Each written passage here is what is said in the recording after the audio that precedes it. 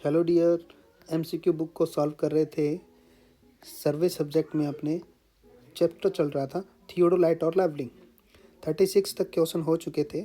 अब आज की वीडियो में हम डिस्कस करेंगे 37 से लेकर 48 तक question.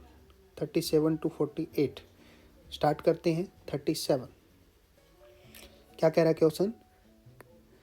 It is axis about which instrument can be rotate in horizontal plane. Horizontal plane में सीलिंग फैन रोटेट करता है, स्विंगिंग होती है। तो स्विंगिंग की एक्सिस कौन सी होती है? Vertical axis. ऑप्शन टिक करेंगे D. 38 the real image of object from objective must be line in.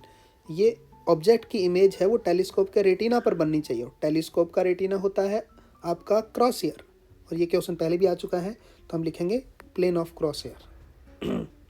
39 the sensitivity of bubble tube can be increase by. Sensitivity of bubble tube, यहाँ पर diameter increase करेंगे तो increase होगी, बिल्कुल सही बात है। Decrease the length of tube, ये गलत बात है। डिक्रीजिंग जो है वो इंक्रीज होनी चाहिए लेंथ में, तब इंक्रीज होगी सेंसिटिविटी। तीसरी बात, increasing the viscosity of liquid.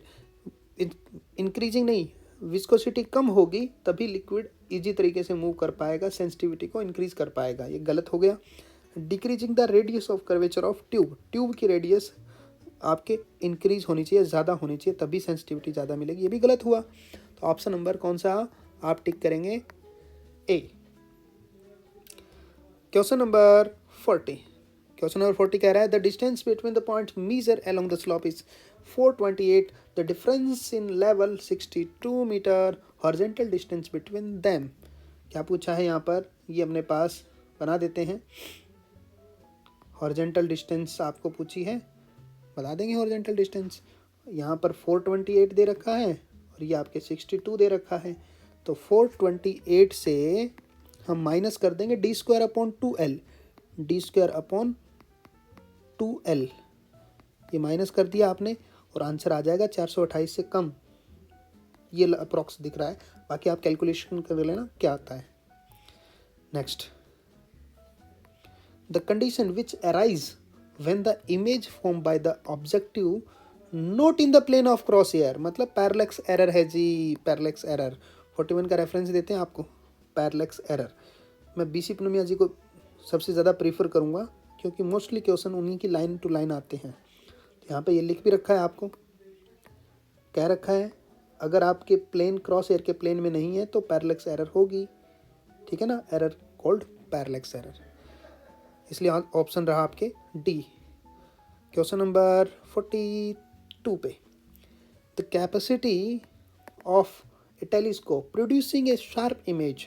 Sharp image, HD image, high definition को बोलते हैं। बीसी पुनमिया जी की बुक में लिख रखा है, क्लियरली लिख रखा है, यहाँ पर मैं दिखा देता हूँ।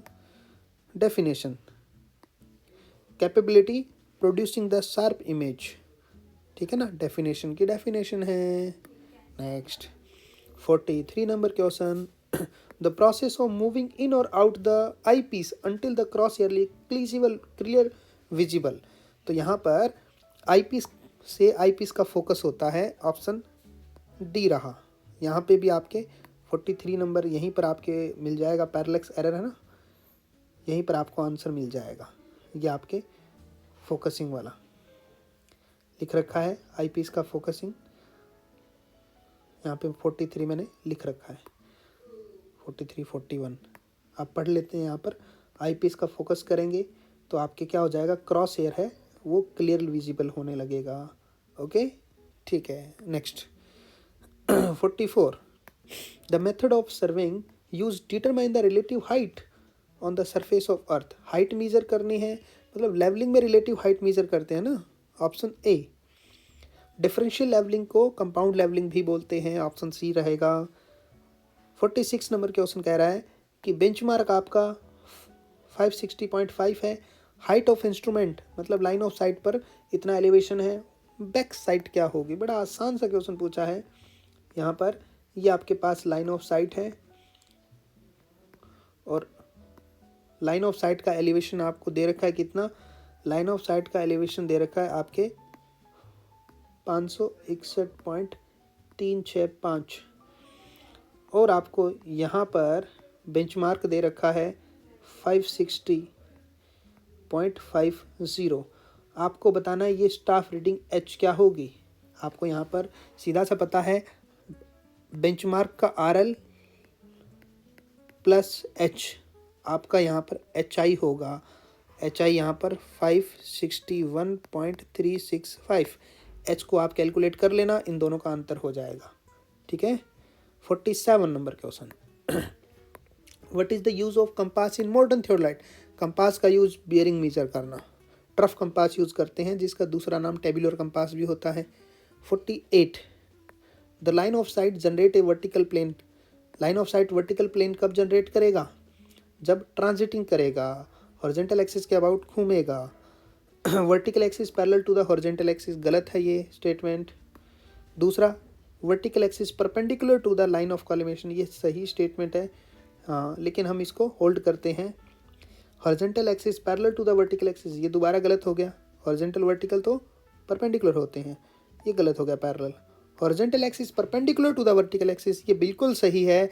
और अगर यहाँ पे लिखता कि लाइन ऑफ कॉलिमेशन परपेंडिकुलर है वर्टिकल एक्सिस के, उल्टा लिखता होता तो हम सही करते हैं। तो इससे ज़्यादा अप्रोप्रिएट आंसर आपको डी लग रहा है तो डी टिक करेंगे।